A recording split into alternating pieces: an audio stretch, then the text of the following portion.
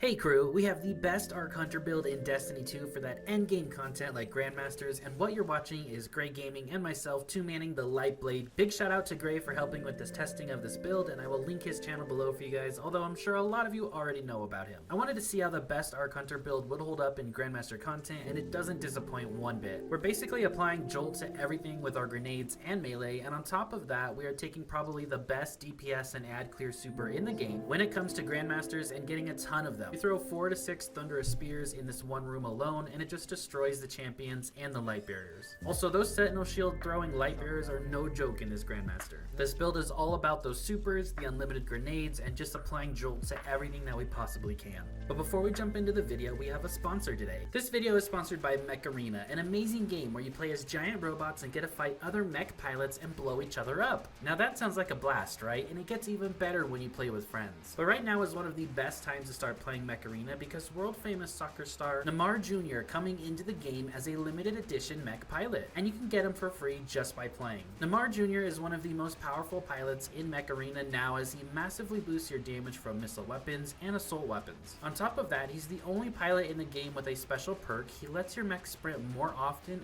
and lets the mech sprint for even longer. I've been having a ton of fun using Neymar Jr. with my favorite mech, Lancer, whose special ability lets him jump in, cause havoc, and then get out quickly. Neymar Jr.'s extra speed and damage boost really help out. Neymar Jr. is the strongest pilot in the game right now, and you can get him for free. And here's how. Just play Mech Arena on 7 different days between October 6th and December 18th, and he's all yours. It's super easy to do, trust me on that, and you don't want to miss out on this. It's completely free to play on Android and iOS right now, and you can use my personal link or scan my QR code to get bonuses worth $15. We are talking about 1 amateur crate, 308 coins, and 1 pulse cannon 4 to help kickstart your game. Don't miss out on this new free powerful mech pilot, and I hope you enjoy Mech Arena as much as I have.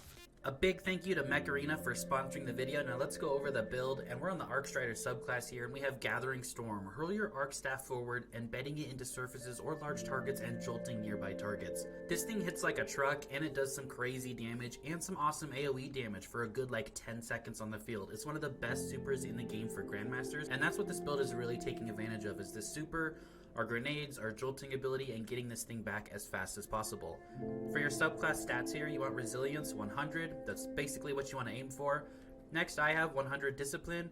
For your subclass here, I have Gambler's Dodge. Dodge to perform a death tumble, avoiding enemy attacks. Dodging your enemies fully recharges your melee ability. The reason I do want to use this dodge with this build is because I'm taking advantage of Tempest Strike over here. While sliding, activate your charged melee ability to unleash a devastating uppercut attack that travels along the ground in front of you, damaging and jolting targets in its wake. Now, it really isn't that strong of an ability. It will kill red bars like Thrall and stuff, which is just great.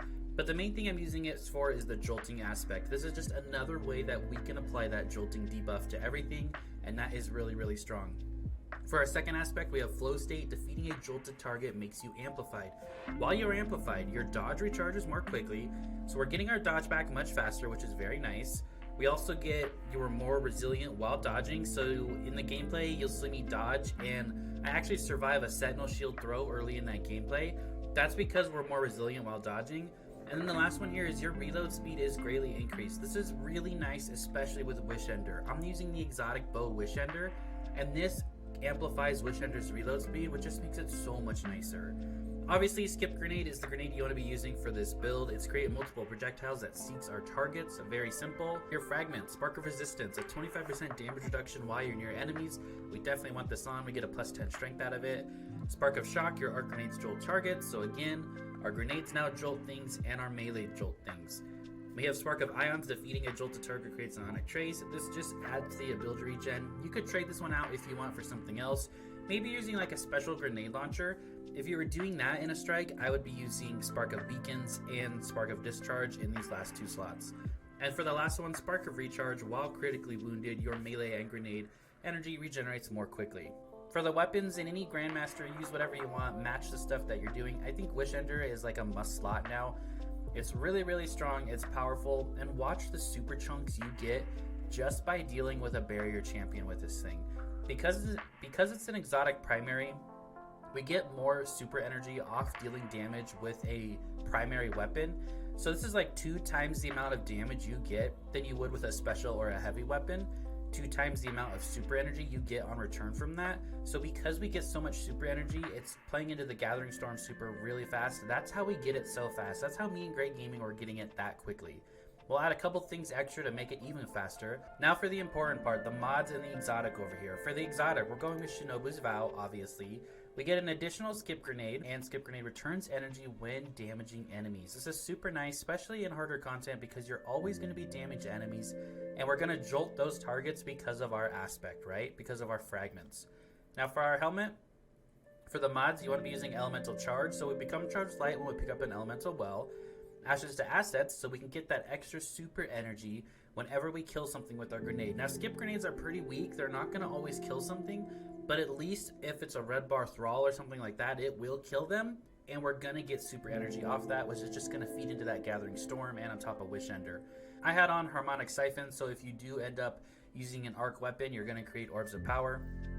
On the gauntlets itself, we had Elemental Ordnance, so we can make a well when we defeat a target with our grenade. And then we had a Firepower, so while charged with light, regain a portion of your grenade energy when you use your grenade, consuming 1 stack of charged with light. We have 3 of these on with this build, so every time that we're charged with light, when we pick up that elemental well, we're going to have 2 stacks with charged with light. On the boots, again, another firepower, and then we have recuperation and innervation, so when we pick up those orbs of power, we heal and we get grenade energy. Not on a class item, I wanted to go with no artifact mods again because I want this build to last for every future season. Firepower as the 3rd one. Double bomber on our class item here. Reduced grenade cooldown when using your class ability. But the nice thing is, because of flow state here, your dodge recharges more quickly while amplified, and the only way to become amplified is defeating a jolted target makes you amplified. That's really simple, right? Because every time that our grenade touches something, they're jolted. Every time our melee touches something, they're jolted. It's easily, very, very easily to stay amplified with this build. That just feeds into the dodge and dodge for double bomber just to add to that grenade regen. So if you guys found this video helpful, I hope you enjoyed it. I did this build earlier in the season. I believe it was in the Master Catch Crash, if I remember correctly. And I just wanted to touch back on it and show you guys what the best Arc Hunter build is for Grandmasters in my opinion. The only other thing that is close is if you're doing something with Liar's Handshake or maybe Assassin's Cowl and you're punching things with Combination Blow and combining that with a 1-2 punch shotgun, right? That comes close, but my only problem with that in a Grandmaster is it's just a lot easier to die in a Grandmaster. You want to stay safe. You don't know what type of teammates you have, and if you're committing and being upfront like that and you might go down accidentally and you're not a top 0.001% player, right, that can actually do it and stay alive, this overall build is better for general survivability, for getting supers, for applying that jolty buff to everything. Just an overall great arc build, and I think this is the best Arc Hunter build that there is in the game. I hope you guys found this video helpful. I hope you enjoyed it, and I will see you guys all in the next video. Have a great rest of your day, and thank you so much for watching. I really appreciate it.